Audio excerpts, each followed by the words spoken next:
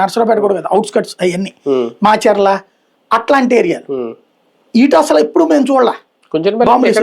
అదే అనేది మంగళగిరి పక్కన అక్కడ కుంచెనపల్లిలో బాంబులు వేసుకున్నారు.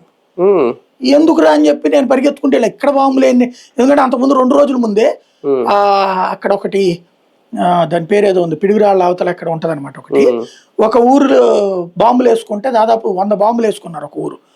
రాత్రి పూట్లు వేసుకుంటే నేను తెల్లారుజామున బయలుదేరి వెళ్తే నేను వెళ్ళినప్పుడు కూడా ఇంకా తగలబడతా ఉన్నాయి. అట్లా కవర్ చేశాను నేను ఒక ఊరు. అలాంటిది చూసిన కంటితో అట్లాగే నర్సరావుపేట నియోజకవర్గంలో ఈ కాసు బ్యాచ్కి కోడెల బ్యాచ్కి ఘర్షణలు జరుగుతున్నప్పుడు బాంబులు వేస్తుండగా TV9లో ఉన్నప్పుడు వెళ్ళినటువంటి నేను.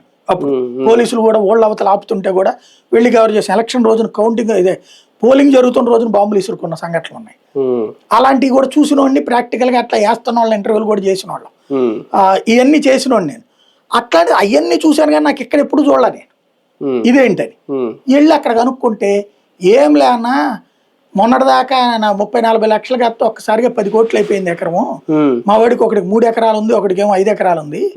ఒక్కసారిగా అదేది గోతాల్లో డబ్బులు తెచ్చి ఇచ్చారు.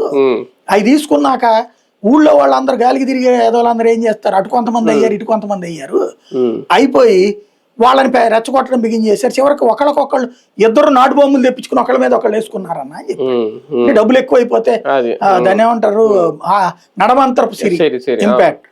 నేను మొన్న చూసా ఈ మధ్యన కుంచెనపల్లి అట్టించి వస్తా, అసలు ఆ పల్లె వాతావరణం లేదు, ఆ మనుషులు లేరు.